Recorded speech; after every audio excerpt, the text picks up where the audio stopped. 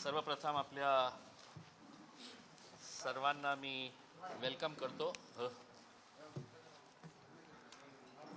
स्वाभाविक भ्रष्टाचाराचा मोठा मुद्दा जे आमचे एससी समाजातले जे बांधव आहे यांच्यासाठी जे सरकारने एक खूप चांगली स्कीम केली होती, रमाई घरकुल। आणि रमाई आंबेडकर कोण होते हे आपल्या सगळ्यांना माहीतच आहे। दुर्दैवानं या समाजाचे काही ठराविक भाऊ दादा आपल्याला स्वतःला समाजाचे नेते म्हणणारे जे लोक आहे ते मागच्या अनेक वर्षापासून कशा प्रकारे कोट्यवधी रुपये, मी लाखोंच्या बाबतीत बोलत नाही आहे, कोट्यवधी रुपये हे लाटत आहे। आता आपल्याला माहीत आहे की मागच्या वेळी मी पत्रकार परिषद घेतली होती, सगळे पुरावे आपल्याला दिलं होतं। त्याच्यानंतर मी म्युनिसिपल कमिशनर ऑफिसमध्ये गेलो होतो। ते सगळे DMC जे हे रमाई घरकुलच्या संदर्भात जे ऑफिसर्स काम करतात त्यांच्यासोबत मीटिंग केली होती, सगळ्यांना पुरावे दिले होते।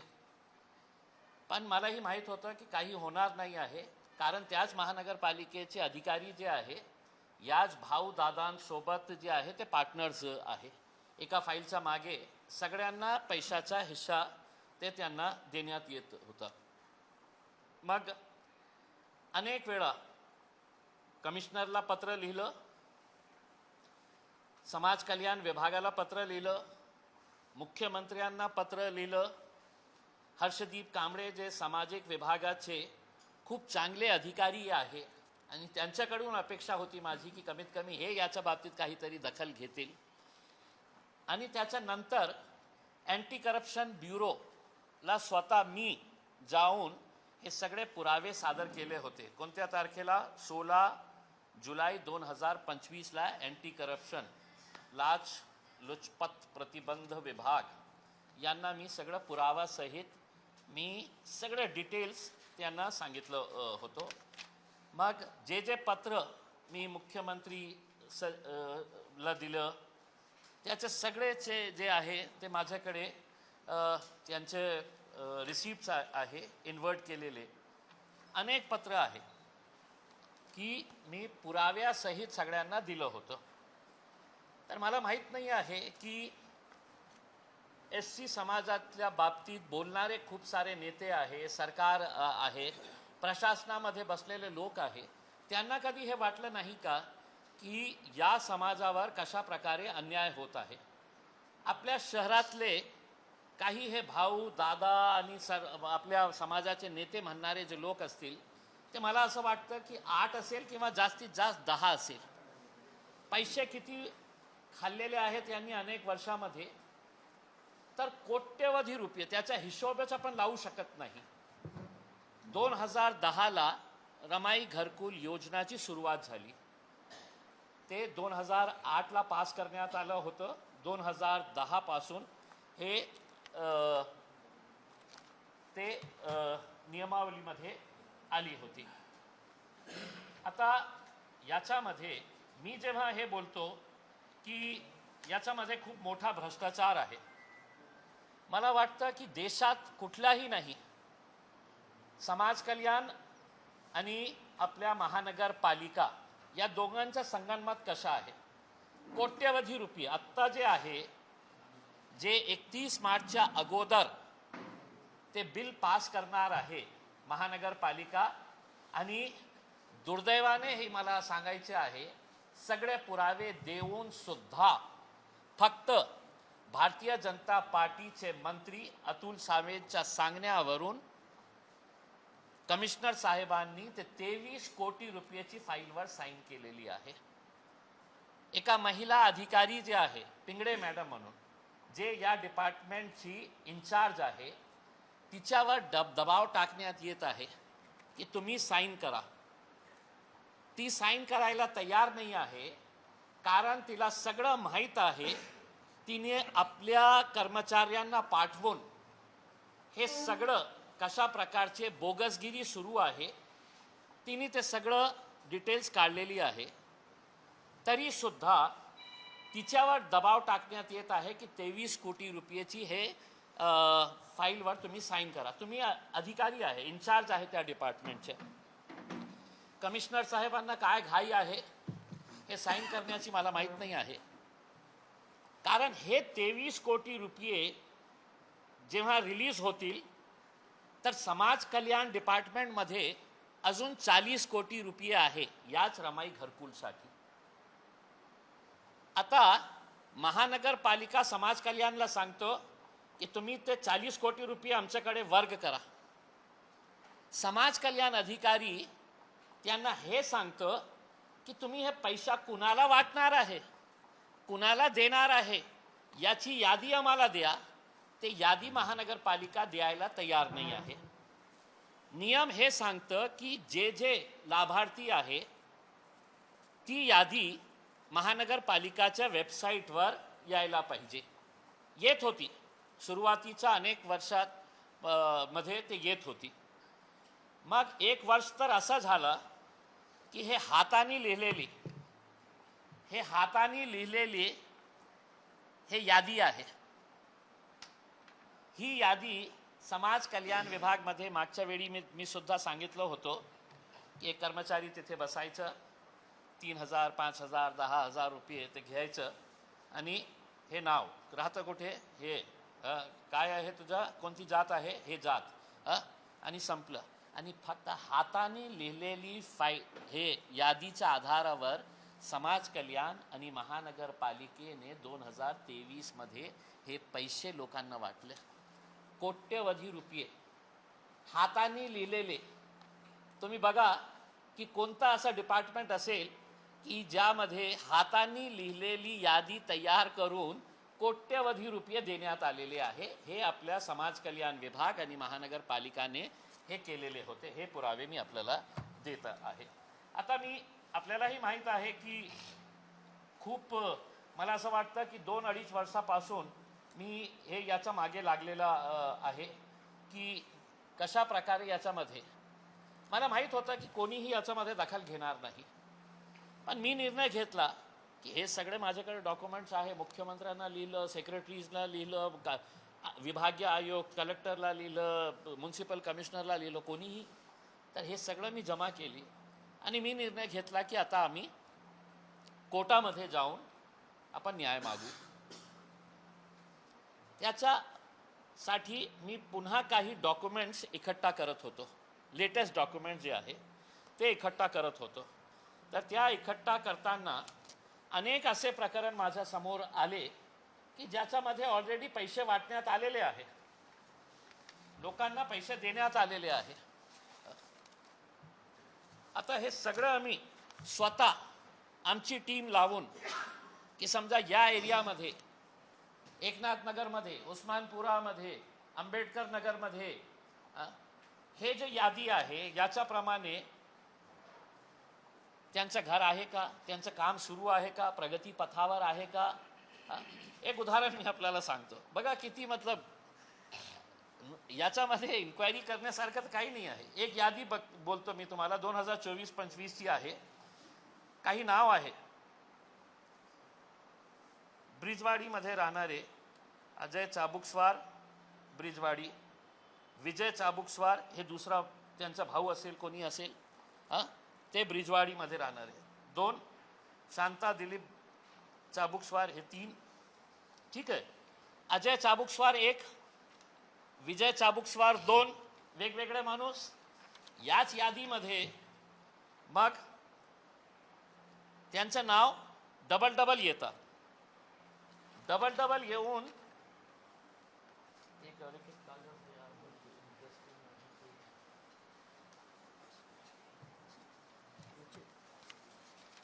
पेपर आहे.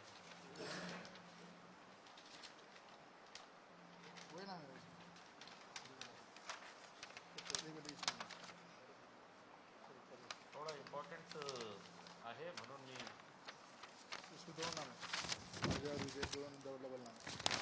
एक अजय, एक विजय आणि तिसरा नाव काय आलेलं आहे माहित आहे का? अजय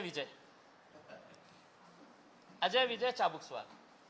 म्हणजे एक अजय चाबुकस्वारला 2.5 लाख, विजय चाबुकस्वारला 2.5 लाख आणि अजय विजय चाबुकस्वारला 3रं. म्हणजे असं एक हे आहे.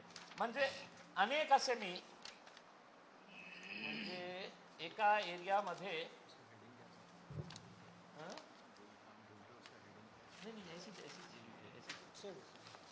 एका परिवारामध्ये, कोणता वरठे नावाचा परिवार आहे क्रांतीनगरमध्ये, वरठे 1 2 3 4 5 6 7 8 9 10 11 वरठे परिवार क्रांतीनगर 11 सदस्यांना रमाई घरकुल जे आहे ते परिवारातले एका सदस्यासाठी, तुमचा भाऊ वेगळा असेल तर त्याला मिळणार आहे.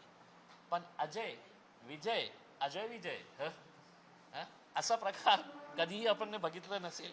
तर अनेक आम्ही असं नाही का डिटेल्स काढलेले आहे की ज्याच्यामध्ये यादी जे आहे ते बोगस आम्ही तर आयुक्तांना हे विनंती करणार आहे, नाही तर कोर्टामध्ये जाऊन आम्ही एक ऑर्डर पास करून घेणार आहे की आता तुम्ही आयुक्तांना सांगा की हे घर शोधून द्या आम्हाला. जी मॅडम बसलेली आहे किंवा जे लोकांनी साईन केलेले आहे त्यांनी याच्यामध्ये आम्हाला हे द्या, डिटेल्स द्या. हे सगळं याद्यामध्ये नाही का आम्ही एक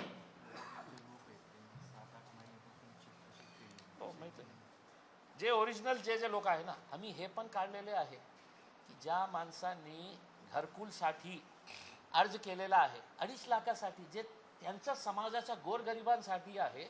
एका माणसाची 5 मजला बिल्डिंग आहे, 5 मजला बिल्डिंग आहे. अच्छा, हे लोक करणारे कोण आहे? हे माझ्यासोबत जे लोक बसलेले आहे, मी आपल्याला सगळ्यांना माहीत आहे की याच्यामध्ये हे सगळे SC समाजातले आहे. त्यांची ही इच्छा आहे की आमच्या समाजाला जे अशा प्रकारे लुटून खाणारे लोक आहे ते आपला गायकवाड, पवन गायकवाड, अंकिता हे आमचे महिलांची हे आहे. त्याच्यानंतर आपले अशोक हेवराडे साहेब आमचे कॉर्पोरेटर, काकासाहेब काकडे, कुणाल खरात साहेब, मनोज वाघोल हे उस्मानपुरेचे आमचे कॉर्पोरेटर त्या साईडचे, विकास इडके साहेब आणि प्रांतोष वाघमारे, हे सगळे SC समाजातले लोक ते का माझ्यासाठी सोबत बसलेले आहे. त्यांची ही इच्छा आहे की जे गोरगरीब लोक समाजातले आहे, 2010 पासून आतापर्यंत किती लोकांना घर हे पैसे देण्यात आलेले आहे, काही आकडा त्यांच्याकडे आहे का? नाही. आमच्या माहितीप्रमाणे 30,000 घरं आहेच नाही.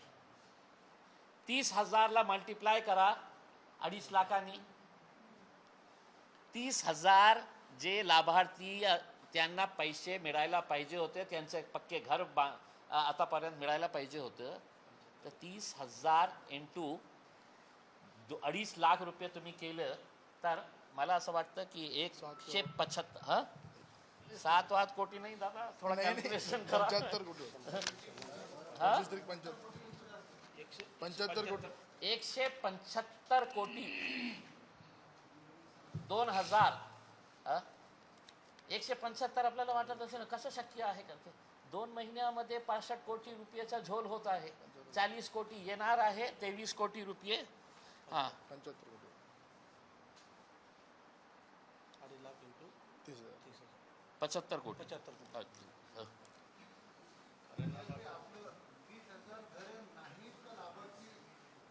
त्यांनी दाखवावा. त्यांनी सगळं प्रथम तर तुमची वेबसाईट कशासाठी तयार करण्यात आली आहे की जे स्कीम्स आहे ते स्कीम्स जे आहे ते ज्यांचे लाभार्थी आहे त्यांची डिटेल्स तुम्हाला 2023 पर्यंत तुम्ही टाकत होते. 24ची एक यादी गायब, 25 24 हे हाताने लिहिलेली यादी ते टाकू शकता का आपल्या वेबसाईटवर? 25 मध्ये यादी टाकलीच नाही. 26 मध्ये आम्ही पत्र दिलं, मी मग माझ्या सोर्सेसने मी ती यादी काढून घेतली, माझ्या फेसबुकवर टाकली. आता फेसबुकवर टाकल्यानंतर काय झालं की यांच्या शेजारी ते म्हणतं की साहेब माझ्या शेजारी आहेच नाही आहे माणूस, माझ्या एरियामध्ये आहेत नाही. आता मनोज वाहून उस्मानपुरामध्ये जन्मापासून राहतो, एक माणसाला तो ओळखतो, एक घर त्याला माहीत आहे. ते म्हणतं की साहेब हे आमच्या एरियामध्ये राहतच नाही आहे. मग त्याचं नाव कशा आधारे, कोणत्या आधारावर टाकण्यात आलेलं आहे? म्हणजे कुठून तरी कोणाचं डॉक्युमेंट्स घेऊन आणायचं आणि अशा प्रकारे हे आले का आपले चंद्रकांत जोगदंडे? एक उदाहरण देतो. चंद्रकांत जोगदंडे आपण आहे, या जरा एक मिनिट. कुठे राहतो चंद्रकांत आपण? हा, हे बघा डॉक्युमेंट. काय झालं होतं तुझ्या? यांनी एक पत्र लिहिलं होतं, साहेब विनंतीपूर्वक अर्ज लिहिण्यात येतो की माझे घरकुल यादी गंगापूरमध्ये टाकण्यात आलेली आहे. याला माहीतच नाही. मग त्यांनी म्हटलं की मी राहतो इथे. कुठे राहतो आपण? सातारा गावाला राहतो. त्याला माहीतच नाही की त्याचं नाव गंगापूरमध्ये टाकण्यात आलेलं आहे, त्याचे पैसे उचलण्यात आलेलं आहे. आणि हे प्रामाणिक SC समाजातला आहे, त्याला खऱ्या अर्थाने घर पाहिजे. तर त्याचा पैसा कोणीतरी उचललेला आहे. बस कोणीतरी उचललेला आहे आणि त्याला माहीतच नाही. कुठेतरी त्यांना ही जानकारी मिळाली की माझं नाव जे आहे ते गंगापूरच्या यादीमध्ये आलेलं आहे आणि त्याचे पैसे उचलण्यात आलेले आहे. मग त्यांनी पत्र लिहिलं आणि ते अनेक वर्षापासून आता महानगरपालिकेला विनंती करतो की मी इथे राहतो, मला घरकुल इथे पाहिजे. तर त्याच्या नावाने तो पैसे उचलण्यात आलेले आहे. तर महानगरपालिका म्हणते का तर तुला पैसे मिळणार नाही. किती चक्रा त्यांनी मारली. उचललं. नाही. यांचं म्हणणं हे आहे की मी राहतो इथे औरंगाबाद सातारामध्ये राहतो. मग कोणीतरी याचे डॉक्युमेंट्स गंगापूरमध्ये आणि त्याचं गंगापूरमध्ये घरकुलची वेगळी स्कीम आहे ना तिथे. गंगापूरमध्ये जे आहे ना ते ग्रामीण एरियातली स्कीम आहे. दोन नाही साहेब, दोन नाही, खूप सारे काढताय मी. अच्छा सगळ्यात बसा बसा बसा बसा. तुला आता या माणसाच्या बाबतीत कोण विचार करणार? कुठे गेले ते मोठे मोठे समाजातले मोठे नेते जे आहे, हे सगळं करत असताना हे जे यादी आम्ही तयार केलेली आहे, हे जे सगळं आता समजा याच्यावर इन्क्वायरी झाली तर आम्ही कमिशनरना फक्त हे सांगणार आहे की साहेब जास्त इन्क्वायरी करू नका. हे आम्ही ऑलरेडी केलेली आहे. आणि कमिशनरला आम्ही सांगणार की साहेब तुमच्या यादीमध्ये ज्यांनी तुम्ही साईन केलेले आहे ना 10% आम्हाला शोधून द्या. 10% घरं. सगळं मीडियावाल्यांना घेऊन जा, त्यांच्या बस आम्ही अरेंज करतो. तुमच्या अधिकाऱ्यांना जे JE असतं, इंजिनियर असतं, ते स्पॉटवर जाऊन ते सगळं काढणं बंधनकारक असतं. तर असे अनेक लिस्ट आम्ही काढलेले आहे. आमच्या वतीने आमचे सगळे जे लोक आहे त्यांनी हे सगळं काढलेलं आहे. आता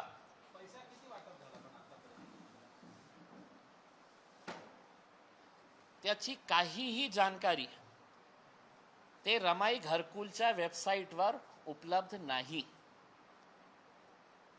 की या वर्षी आपण किती पैसे, मागच्या वर्षी किती पैसे वाटले, 2010 पासून आम्ही किती लोकांना. परवेज साहेब अशा आहे की मी, माझी बायको, माझे 2 मुले, तर माझ्या नावाने आंबेडकर नगरमध्ये, बायकोच्या नावाने क्रांतीनगरमध्ये, मुलाच्या नावाने कुठेतरी हमालवाडामध्ये डॉक्युमेंट्स काय लागतात. आता किती सोपं आहे हे सगळं करणं, किती सोपं आहे आपल्याला आश्चर्य बसेल. हे एक आपल्याला महानगरपालिकेमध्ये जागा वाटणीचा आपल्याला एक टॅक्स पावती तयार करावं लागतं. टॅक्स पावती मागच्या 5 वर्षामध्ये रमाई घरकुलमध्ये ज्या ज्या लोकांनी पैसे उचललेले आहे 90% 90% हे बोगस टॅक्स रिसीटवर हे तयार करण्यात आले आहे. बोगस. कुठेही जा तुम्ही, तुम्हाला हे फाईल तयार करण्यासाठी याच्यामध्ये काही डॉक्युमेंट्स लागतात. ते डॉक्युमेंट्स तयार करण्यासाठी एक गँग आहे, याच लोकांची एक गँग आहे. 3000 रुपये किंवा कोणी जास्तच हे असेल की मला आजच्या आज पाहिजे तर 5000 रुपयेपर्यंत तुम्हाला संपूर्ण बोगस डॉक्युमेंट्सची फाईल तयार करून मिळतील. आता हे करताना आता बातमी तुमच्यासाठी,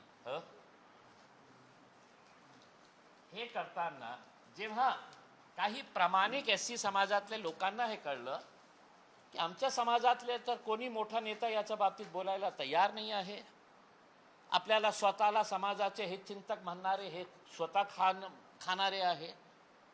तर मला नाही का परवा एका माणसाने काही पुरावे पाठवले आणि हे पुरावे बघून तुम्हालाही धक्का बसणार, मलाही धक्का बसला. या माणसाने मला एक पत्र पाठवला. त्याच्यामध्ये काहीही त्याचं नाव वाव काही नाही आहे, पण त्यांनी लिहिलेलं आहे, माजी खासदार सय्यद इम्तियाज जलील साहेब, विषय रमाई घरकुल योजनेतील बोगस कागदपत्र, संगनमताने होत असलेले भ्रष्टाचार व शासनाच्या निधीच्या अफरातफर बाबत माहिती. खूप लहान त्याचं फॉन्ट साईज जे लिहिलेलं आहे ना ते वाचणं, त्यांनी हेच लिहिलेलं आहे की 3,000 रुपये ते 5,000 रुपयेमध्ये असे फाईल, 3,000 ते 4,000 त्यांनी लिहिलेलं आहे की हे फाईल तयार करण्यात येते. आणि आपल्या माहितीसाठी हे किती सोपं आहे हे बोगस फाईल्स तयार करणं. कुणाच्याही नावावर आपण तयार करू शकतो. आणि त्यांनी मला जे पुरावे सादर केलेले आहे ते आता महाराष्ट्राचे मुख्यमंत्री साहेब आपल्यासाठी, हे पत्र आहे त्या माणसाचा. आता त्यांनी काही पुरावे माझ्याकडे पाठवलेले आहे. हे छत्रपती संभाजीनगर महानगरपालिकाचा काय आहे टॅक्स रिसीट आहे. कुणाच्या नावावर आहे, सॉरी, हे 2 टॅक्स रिसीट आहे. महानगर छत्रपती संभाजी ओरिजिनल आहे. कोणाच्या नावावर आहे माहीत आहे, श्री देवेंद्र गंगाधरराव फडणवीस, राहणाऱ्या राहुल नगर, सादत नगर, छत्रपती संभाजीनगर, औरंगाबाद.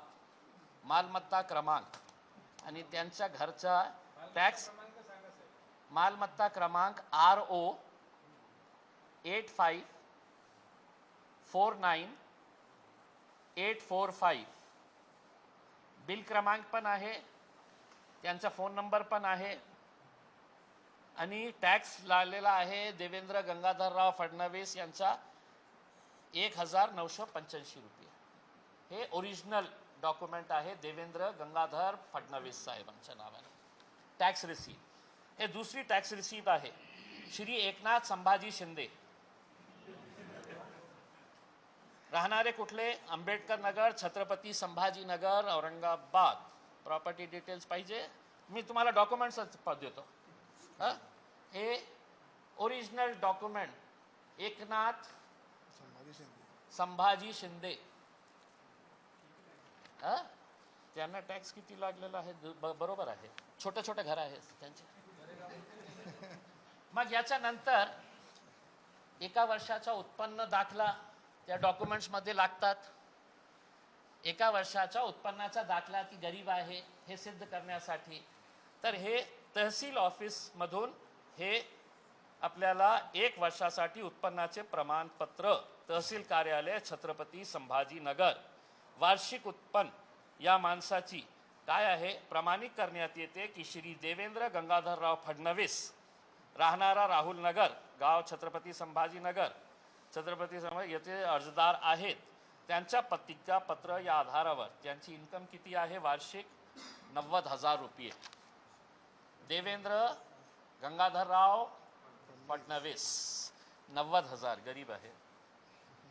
दुसरा उत्पन्नाचा दाखला जे आहे ते आहे एकनाथ संभाजी शिंदे, ओरिजिनल डॉक्युमेंट.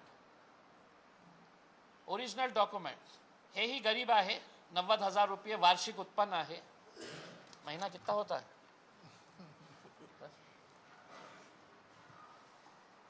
मग रहिवासी प्रमाणपत्र कोण म्हणतं एकनाथ शिंदे ठाणेमध्ये राहतं? मी सिद्ध करून देतो ओरिजिनल डॉक्युमेंट मध्ये. खोटं बोलतं ते, ठाणेमध्ये राहत नाही, ते राहतं आंबेडकर नगर. तहसील कार्यालय रहिवासी प्रमाणपत्र दाखला देण्यात येते श्री एकनाथ संभाजी शिंदे, राहणाऱ्या आंबेडकर नगर, छत्रपती संभाजीनगर येथील रहिवासी आहेत. हे रहिवासी एकनाथराव, खोटं बोलू नका की तुम्ही ठाण्याला राहतं. तुम्ही आमच्या आंबेडकर नगरमध्ये कधी येतात, लपून छुपून कशा बसतात, आणि घरकुल घेऊ लागलं 90,000 रुपये. एक अजून डॉक्युमेंट जे आहे ना, कास्ट सर्टिफिकेट. कास्ट सर्टिफिकेट इतकं सोपं असू शकतं. कोणाही माणूस कोणत्याही कास्ट सर्टिफिकेटच्या आधारावर घरकुल घेऊ शकतं. हे घरकुलचे हे कास्ट सर्टिफिकेट आहे. आता मी कास्ट काय केलेली आहे त्यांचं नाव देत नाही, नाही तर पुन्हा माझ्या विरोधात मोर्चा काढतील.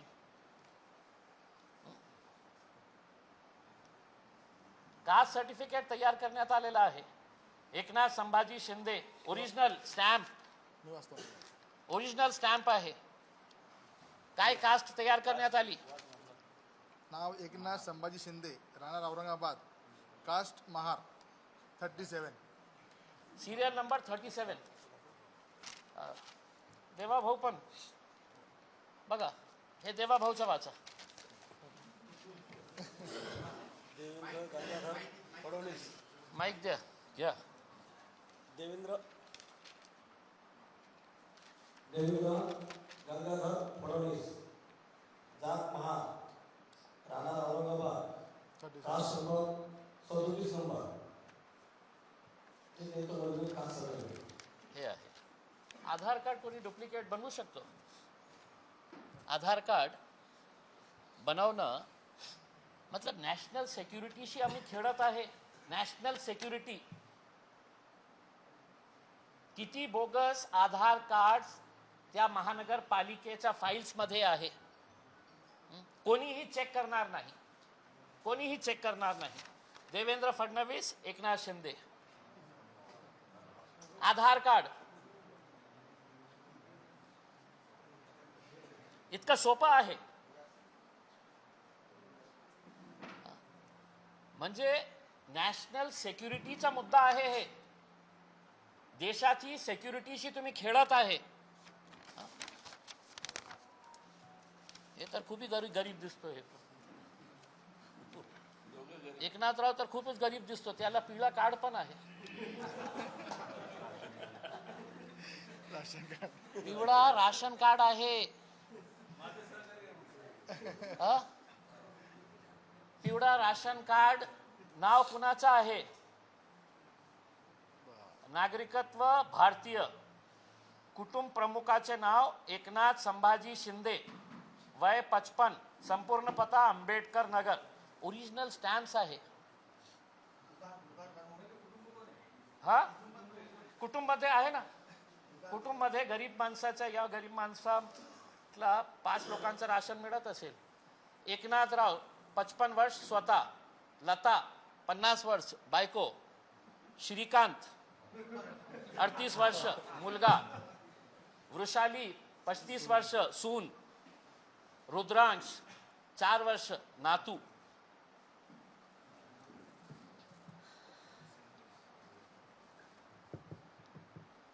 म्हणजे मागच्या 1.5-2 वर्षापासून जे आम्ही प्रयत्न करत होते, मला असं वाटलं होतं की मी पुन्हा पत्रकार परिषद घेणार नाही.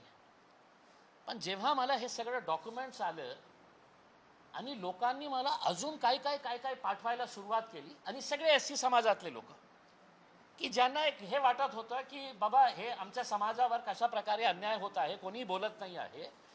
तर हे डॉक्युमेंट जेव्हा आले तर मी म्हटलं की कमीत कमी ज्या गोरगरिबांचा पैसा तुम्ही खात आहे त्यांच्या बाबतीत तुम्ही इन्क्वायरी करणार नाही आहे. कारण 23 कोटी रुपये आणि 40 कोटी रुपये मध्ये कोणत्या नेत्याला किती पैसे जाणार आहे.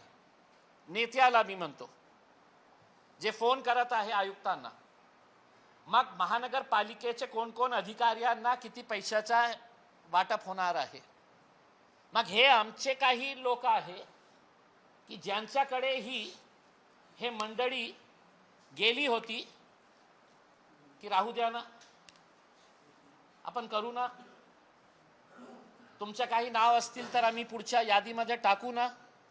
आहे का नाही अशोक भाऊ? पुढच्या यादीमध्ये तुमचे काय 5-50 नाव असतील तर आम्ही टाकू ना. हे आमच्या लोकांपर्यंत पण गेले होते. हे लोकांनाही माहीत होतं की नाही आमच्या समाजावर आता हे करणारे कोण लोक आहेत. मी आजपर्यंत नाव घेतलं नाही होतं, पण आता पुरावे आलेले आहे अधिकाऱ्यांनी बोललेले आहे की कोण कोणाची किती फाईल्स आहे. आंबेडकर नगरमध्ये जे याचं सगळं सूत्रधार आहे, प्रमुख सूत्रधार, त्यांची पत्नी भारतीय जनता पार्टीची कॉर्पोरेटर झालेली आहे, महेंद्र सोनवणे.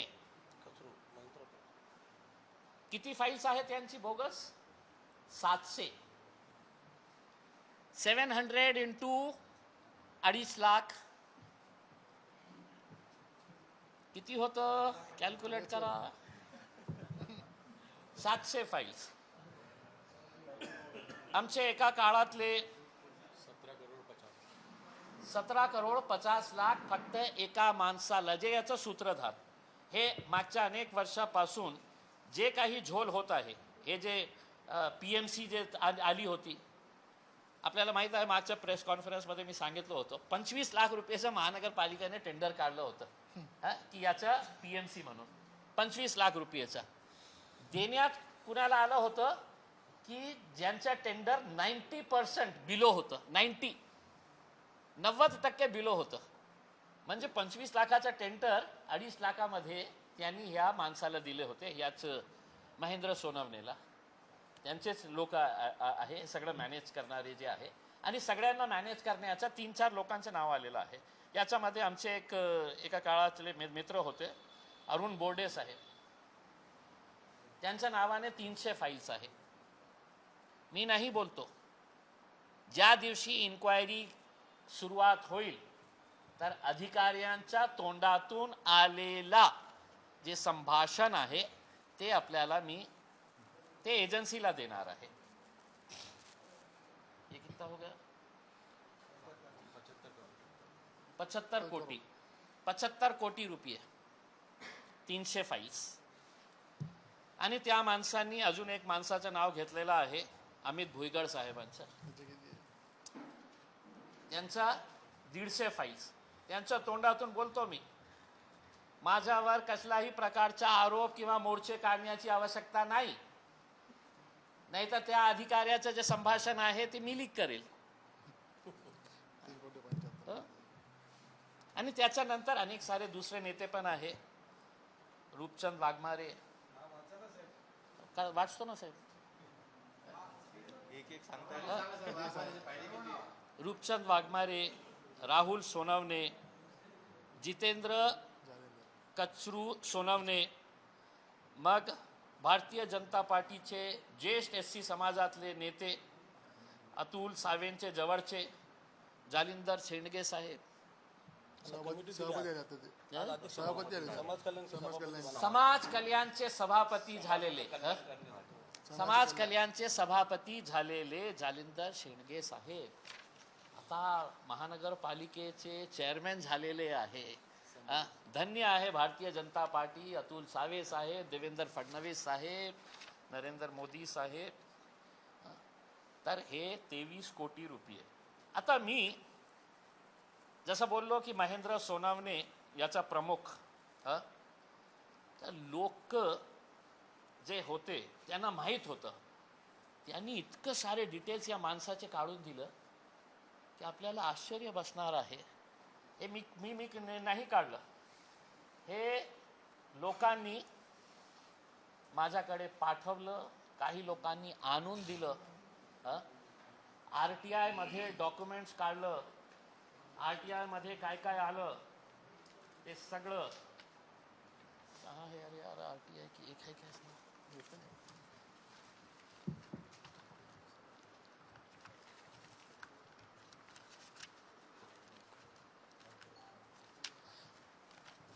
शुक्ली असेल.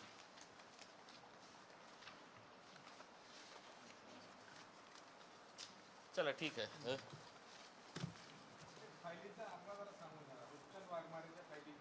नाही ते त्यांचं नाही जे आहे ना, यांच्या बाबतीत या तिघांचं त्यांनी जे स्टेटमेंट केलेले आहे त्या स्टेटमेंटमध्ये या तिघांचं नाव घेतलेलं आहे.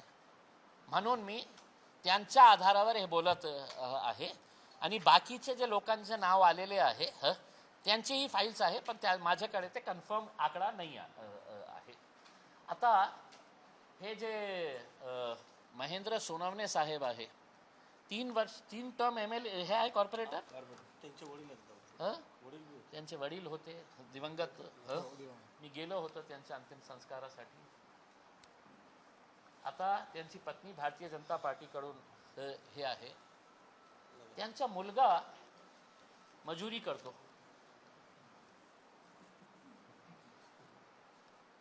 थ्री टर्म कॉर्पोरेटर, पुण्यामध्ये एका मोठ्या बँकमध्ये काम करणारा, ते घरकुलची फाईल सबमिट केलेली आहे त्यांनी. कळतं? आता लोक बघा किती हुशार आहे. माझ्या डोक्यात पण नाही आलं होतं की लोकांनी माझ्याकडे काही डॉक्युमेंट्स आणून दिले. हे महेंद्र सोनवणेचा सिबिल स्कोअर काय आहे, कुठून लोन घेतले, किती अकाउंट्स आहे, किती पैसे आहे, हे काढून मला पाठवलेले आहे. त्यांच्या आणि त्यांच्या पत्नीचा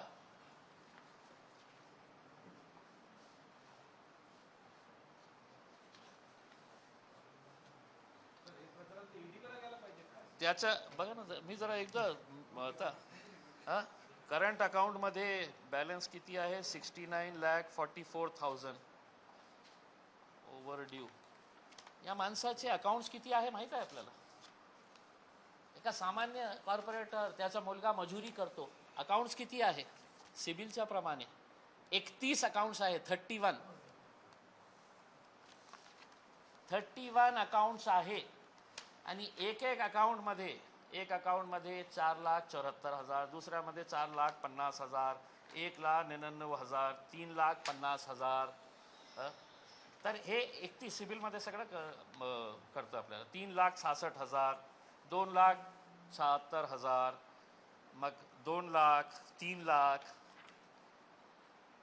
3,71,000, 2,31,000. म्हणजे मला हे चांगलं वाटलं नाही आहे की इतकं अकाउंट्स होऊन सुद्धा मुला मजुरी करतो. गाडीसाठी 20 लाखाचं लोन घेतलं. 20 लाखाचं कोणती गाडी असेल? ते हे सगळं मला माहीत नाही आहे की त्यांनी घेतली नाही घेतली, कोणी त्याला दिलं. माझ्या तर माहितीप्रमाणे हे सगळं जे मोठे दादा भाऊ फिरत आहे ना, त्यांना सगळे आहे एजंट्स जे लोक आहे ना, ज्यांचे नाव टाकण्यात आलेले आहे, त्याच्याऐवजी गाड्या देण्यात आलेल्या आहे. आता ते वेगळी इन्क्वायरीमध्ये ते करतील नाही करतील मला माहीत नाही आहे. पण हे त्यांची मिसेसचा पण आहे सिबिल स्कोअर. त्यांच्या अकाउंटमध्येही पैसे आहे. गोल्ड लोन हे पण घेतलेले आहे, गाड्या आहे, सगळं आहे. आता मला एक हे सांगायचं आहे की हे आल्यानंतर मी असा निर्णय घेतला की मी पोलीस कमिशनरांना हे सगळे डॉक्युमेंट्स मी पोलीस कमिशनरांना देऊ. कारण हे खूप गंभीर विषय आहे. पण कोणत्या आधारावर देऊ? मी अनेक वेळा दिलेलं आहे, अनेक वेळा पत्रकार परिषद घेतलेली आहे, मुख्यमंत्र्यांनी पत्र पाठवलेलं आहे की याची इन्क्वायरी करा. मग मी पत्र तयार करून मी दिलं नाही. कारण ते आता काय हे सगळे जागे होतील. अरे देवेंद्र फडणवीसचं नाव आलं, एकनाथ शिंदे गरीब झाला, कशा गरीब झालं, तर ते सगळं एक साथ उठ जाएंगे पूरे के पूरे. मैं बोला मैं उनको पूरा समर्थन करूंगा.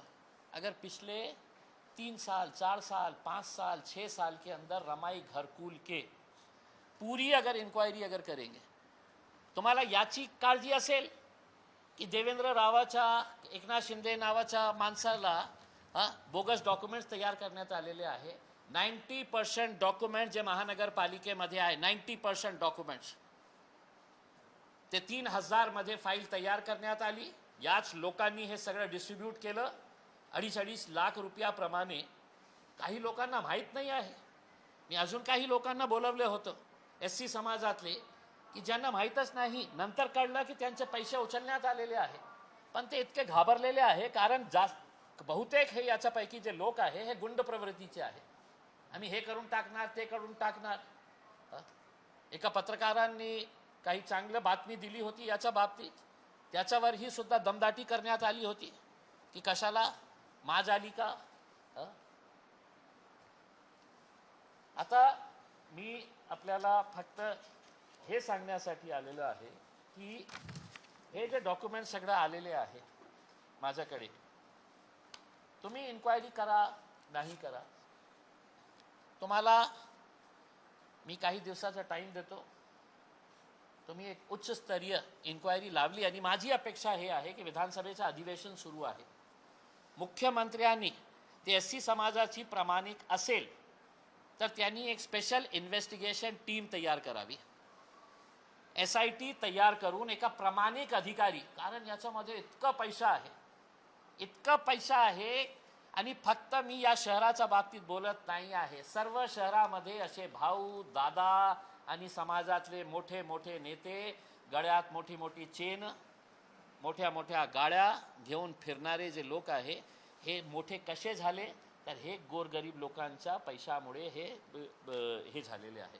तर काही दिवसासाठी मी वाट बघणार. तुम्हाला आम्ही पूर्ण डॉक्युमेंट्स अँटी करप्शनला दिलंच होतं, काही केलं नाही. आयुक्तांना दिलं होतं, काही केलं नाही. आता मी ती पिंगळे मॅडमला, मला सांगण्यात आलेली आहे की ही प्रामाणिक बाई आहे. तिच्या अगोदर एक होती, कोण सोनवणे, काय सोनवणे बाई, हा अपर्णा थेटे मॅडम होते, आणि त्याच्यानंतर एक प्रभागमध्ये सविता सोनवणे. हा तिच्या काळामध्ये जे टॅक्स रिसिप्ट्स तयार करण्यात आलेले आहे, या कमिशनर प्रामाणिक असेल तर ते सगळ्याचे सगळे डॉक्युमेंट जे आहे, रमाई घरकुलची जे फाईल्स आहे ते त्यांनी सील करायला पाहिजे. ते सील करून कोणत्याही डॉक्युमेंट बाहेर येऊ नये त्यांच्या परवानगीशिवाय. आता त्यांची काय परवानगी घ्यायची? महापौराला मी विनंती करत आहे की महापौर साहेब, भारतीय जनता पार्टी स्वच्छ प्रतिमेची पार्टी, भ्रष्टाचार नाही, काही नाही होणार, आपण स्वच्छ हे कारभार करणार. तुमच्या नेत्यांनी, तुमच्या मंत्र्यांनी या आयुक्तांना फोन केला का नाही केलं?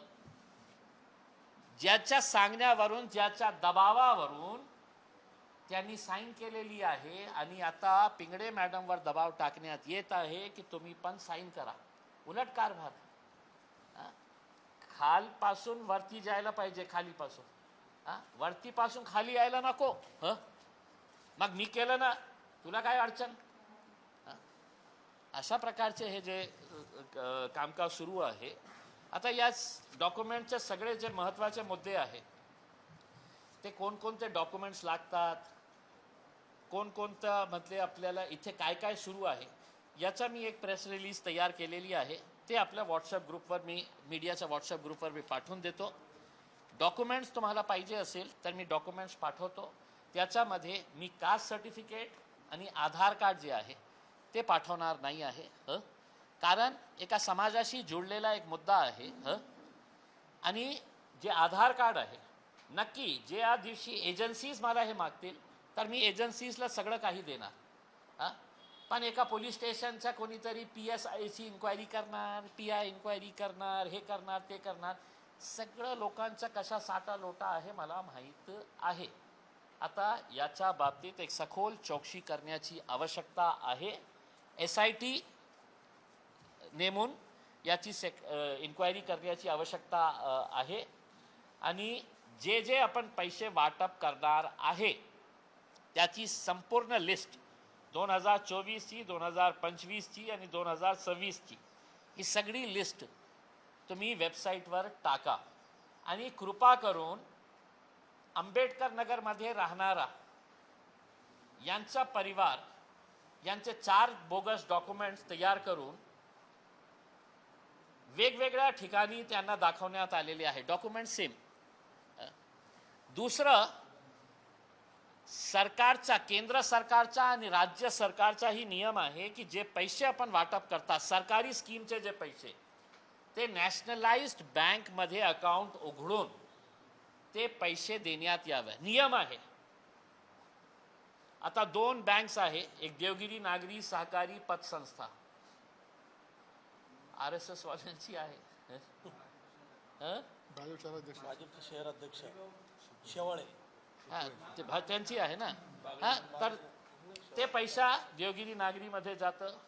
आणि दुसरा एक पतसंस्था आहे उस्मानपुरामध्ये, ती आमच्या मित्रांनी सुरू केली आहे, मला असं सांगण्यात आलेलं आहे. माझ्याकडे हे नाही आहे, एन्क्वायरी करा. आणि पतसंस्थेमध्ये सरकारचे पैसे, लोकांना माहितीच नाही आहे की या पतसंस्थेमध्ये माझा अकाउंट आहे.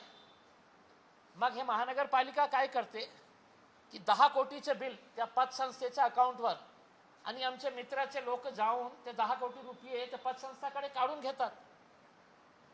आता या माणसाला कळलं की माझं नाव होता करके उसमें. अरे तुझं काय, तुला 50,000 रुपये देतो ना, गब्बस ना. कोणी जास्त हुशार असेल, हे घे 1 लाख रुपया, तुझ्या फुकटात दिलं ना तुला. कशासाठी तुला पाहिजे, तू काय केलं होतं, हे घे 1 लाख रुपये. डॉक्युमेंट्स आम्ही सगळं केलं, प्रयत्न आम्ही केलं, तुला फुकटात आम्ही 1 लाख रुपये देतो, पाहिजे का. तो बिचारे गोरगरीब लोकांसाठी स्कीम आहे ना, ते घेऊन टाकतो. तर आता याच्या नंतर जे आहे ना, तर रमाई घरकुल योजना, मी हात जोडून विनंती करतो की हे स्कीम जे आहे ते सुरू राहायला पाहिजे. SC समाजाचे गोरगरीब लोकांसाठी हे स्कीम आहे. कोणत्याही परिस्थितीमध्ये हे गोरगरीब पर्यंत हे पैसा पोहोचायला पाहिजे, जायला पाहिजे हे पैसा त्यांच्या अकाउंटमध्ये. तर कृपा करून ज्या लोकांनी माझ्या विरोधात एक मोर्चा काढला होता एका शब्दावरून, मी त्या पालकमंत्री संजय शिरसाट साहेबांना विनंती करणार आहे की आता पुन्हा एक मोर्चा काढा, त्या लोकांना तितकेच पैसे द्या, कारण तेच लोक लोकांना घेऊन येतात. आणि पुन्हा एक मोर्चा माझ्या विरोधात, कारण मी SC समाजाच्या भलाईसाठी हे सगळं करत आहे. SC समाजाच्या जे झोपडपट्ट्या आहे, खऱ्या अर्थाने त्यांना पैसा मिळाला असता तर त्या झोपडपट्ट्या राहिलेच नसते. आणि आयुक्त साहेबांना विनंती आहे की आजपर्यंत किती घरकुल, समाज कल्याण विभाग याचा आकडा तुम्ही पण द्या की किती पैसे आलेले आहे. कुठेही नाही, आम्ही खूप रिसर्च केलं की एका महानगरपालिकेमध्ये मागच्या 10 वर्षामध्ये किती पैसे आले, किती लोकांना घरं देण्यात आलेलं आहे, कुठलाही आकडा नाही आहे. कारण काय, हे सगळं अंडर द टेबल सुरू आहे. तर माझी आपल्याला विनंती आहे की आपण याच्या बाबतीत आम्हाला सहकार्य करा, आणि हे जे बोगस कारभार सुरू आहे याच्या बाबतीत आपणही थोडासा लक्ष घाला, हेच विनंती करण्यासाठी आपल्याला बोलवलं. केव्हापर्यंत यांना वेळ देत आहेत आणि त्यानंतर तुमचं काय पुढे राहील, कारण की आतापर्यंत तुम्ही जे काही केलं त्यांनी प्रतिसाद दिलेला नाही. खरं, बिलकुल खरं आहे. तुम्ही आता किती वेळ देणार आहात आणि कधीपर्यंत तुम्ही काय. 200% हे खरी गोष्ट आहे की मी जे मुद्दे काढले होते ते कुणाच्या विरोधात काढले होते, सरकारमध्ये बसलेले मोठे मोठे नेते. कोणता पोलीस अधिकारी वेळा आहे जे आपल्या सरकारमध्ये बसलेला एका मंत्री आणि एका पालकमंत्र्याच्या विरोधात जाऊन आपण कारवाई करणार आहे. आमची अपेक्षा देवेंद्र फडणवीस साहेब बाबत होती, पण त्यांचाही मंत्री अशा प्रकारचे या लोकांसोबत आहे, तर काय करणार आहे. आम्ही इतकं पुरावे दिले होते. मी आपल्याला स्वतःला सांगतो की आज कशी परिस्थिती या देशामध्ये किंवा या राज्यामध्ये निर्माण झालेली आहे. CBI हेडक्वार्टरमध्ये मी जाऊन सगळे पुरावे दिले होते. ते CBIच्या डायरेक्टरने मला सांगितलं होतं की सर ऐसा कैसा हो सकता है, इतना कैसा ब्लंटली कर सकते हैं. मैं बोला सर 2 ही चीज़ें पॉसिबल है, या तो आदमी पागल रहा तो कर देता है, या दूसरा उसके अंदर ये अहंकार है ना कि मेरा क्या टेढ़ा कर सकते हैं करके. तर मैं बोला हे जे कॅटेगरी आहे ना साहेब, हे यांच्या सेकंड कॅटेगरीमध्ये येते. माझं कोण काय वाकडा करणार आहे, आणि तसंच झालेलं आहे. कोणी त्यांचं काही वाकडं केलं नाही आहे. जे जागा आपण संजय शिरसाटच्या बाबतीत बोलतो, ते शेंद्रामध्ये जे जागा आपण एक इंडस्ट्रियल प्लांट टाकण्यासाठी 110 कोटी रुपयाची इन्व्हेस्टमेंट तुम्ही करणार होते. 90 लोकांना नोकऱ्या मिळणार होतो. आम्ही जेव्हा मुद्दा उचलला तर त्यांनी ते सगळं प्रपोजल कॅन्सल केलं. आता तिथे नाही का एक वेअरहाऊस तयार होत आहे, आणि इन्व्हेस्टमेंट किती 20 कोटी रुपयाचा इन्व्हेस्टमेंट करत आहे. नोकऱ्या किती लोकांना मिळणार आहे, तर फक्त 40 लोकांना नोकऱ्या मिळणार आहे.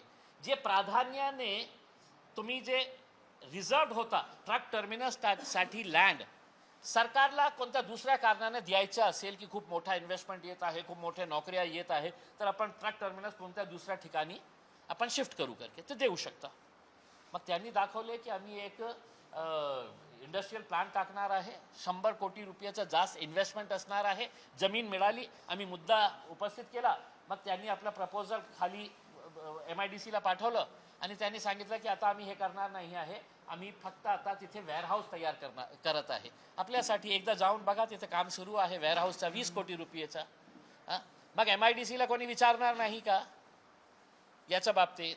मी मुद्दा उचलला था उसमें, मलाही माहीत आहे काही झालं नाही करके उसमें. आता मी अपेक्षा हे करतो की पुन्हा जेव्हा आपण पत्रकार परिषद होईल ना, की तुम्ही मला हे विचारू नका इम्तियाज साहेब तुम्ही हे पत्रकार परिषद घेतलं होतं, गप्प का बसले? आता एक पत्रकार असतं तसं जे असा प्रश्न उपस्थित करतं, की आता गप्प का बसलं? आता गप्प यासाठी बसलं की पत्रकारांची ही जबाबदारी आहे की हे मी जे मुद्दा उचललेला आहे हे आपण किती प्रामाणिकपणे हे छापणार, दाखवणार, हे मी तुमच्याकडून ही अपेक्षा करणार नाही. जसं तुम्ही माझ्याकडून अपेक्षा करतो, हे तुम्ही मुद्दा केला होता, गप्प का बसले? विचारणार ना. नाही नाही, मी ते त्यांच्या बाबतीत बोलतो ना, मी असं काय करतो? तुम्ही कशाला घाबरतो? त्यांच्या बाबतीतच बोलतो मी.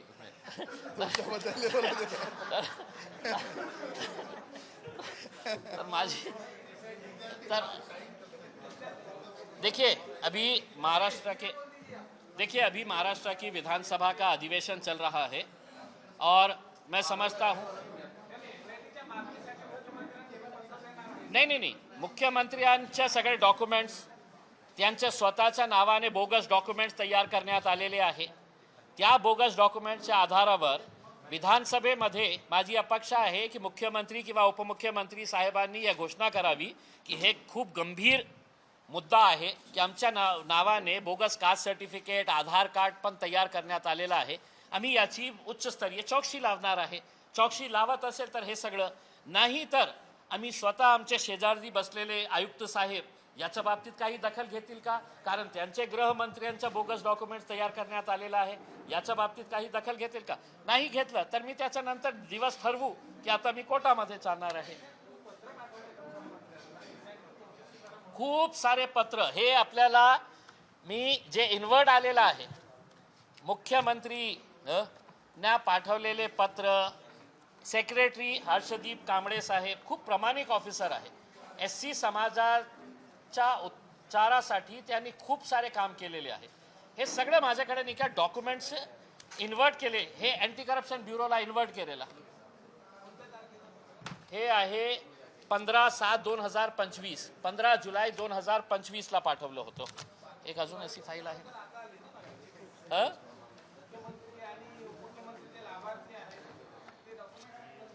नाही, म्हणून मी काय आहे की आता पत्रकार परिषद आपल्या मार्फत यांना हे बातमी कळेल, नाहीतर नंतर मी सगळं आपल्याला त्यांनाही पाठवणार आहे की हे घ्या तुमचं आधार कार्ड, गरीब माणूस 90,000 रुपये कमवणारा आणि आंबेडकर नगरमध्ये राहणार.